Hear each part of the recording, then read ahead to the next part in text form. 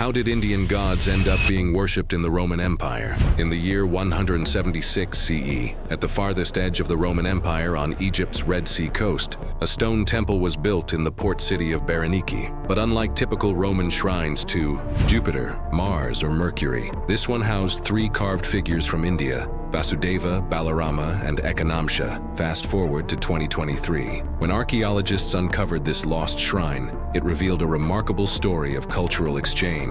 So how did these Indian gods find a home on Roman soil, thousands of miles from their origins? Let's dig in.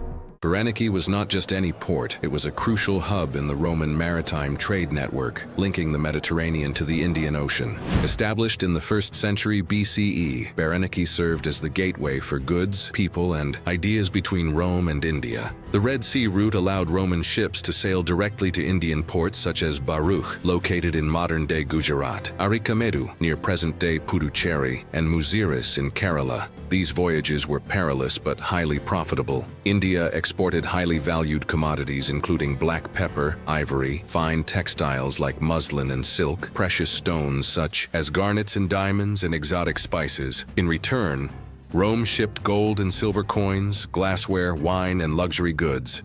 The flow of Roman gold into India was so significant that Pliny the Elder, writing in the 1st century CE, famously complained about the drain of wealth from Rome to India, China, and Arabia.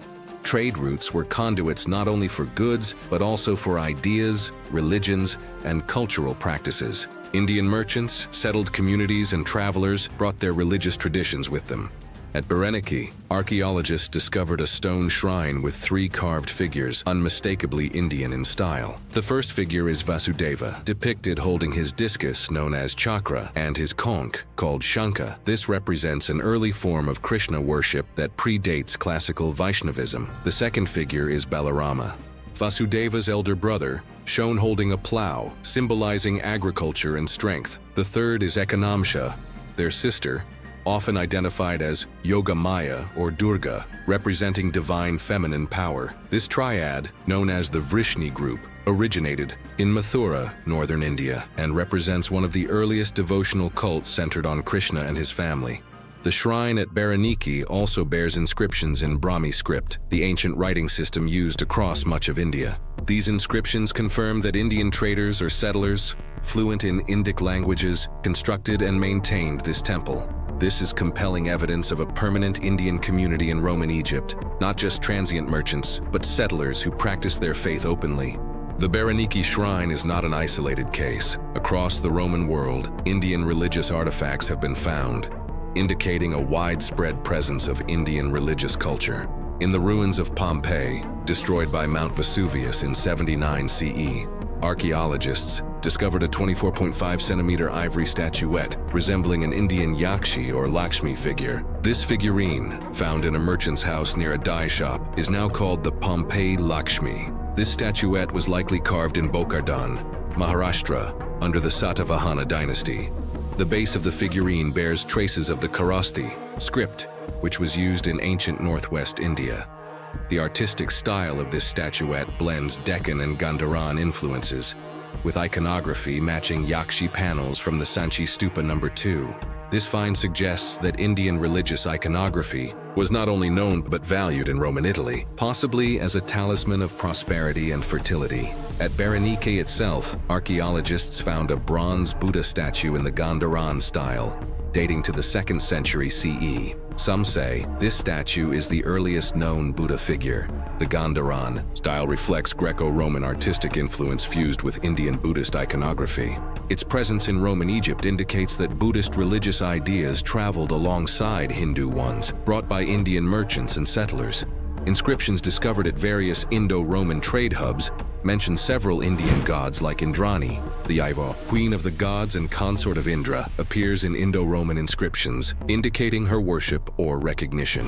Kubera, the god of wealth and guardian of treasures, is also referenced in inscriptions related to maritime commerce. A bilingual Prakrit Greek inscription from 249 CE mentions a donor named Kshatriya Vasula, dedicating a religious object for the welfare of all beings. showing that Indian religious practices persisted under Roman rule. At Berenike, archaeologists found graffiti written in Tamil-Brahmi script, naming a South Indian chieftain called Koran. This confirms a sustained presence of Tamil-speaking merchant communities in Roman Egypt. These communities likely brought their own religious traditions, including the worship of Ganesh and Murugan, two major deities in South Indian Hinduism.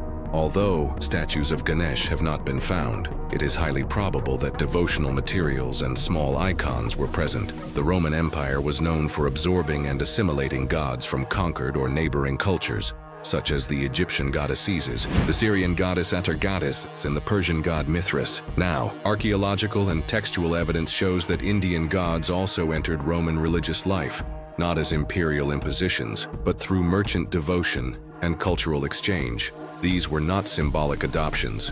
They were living religious practices, with ritual objects housed in shrines, workshops, and private homes.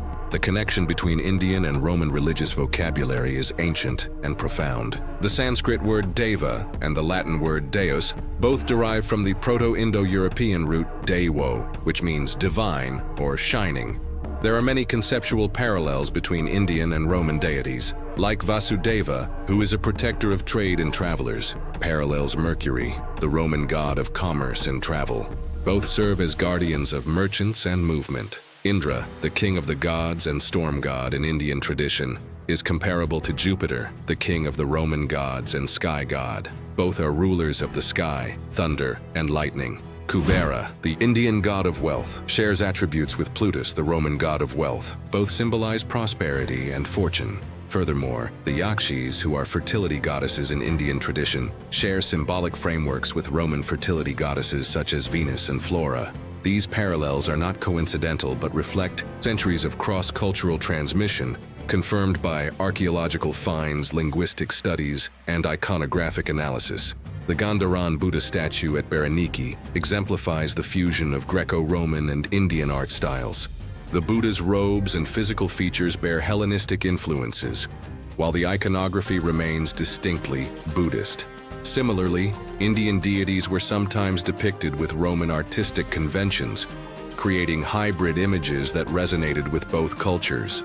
This story is no myth or speculation.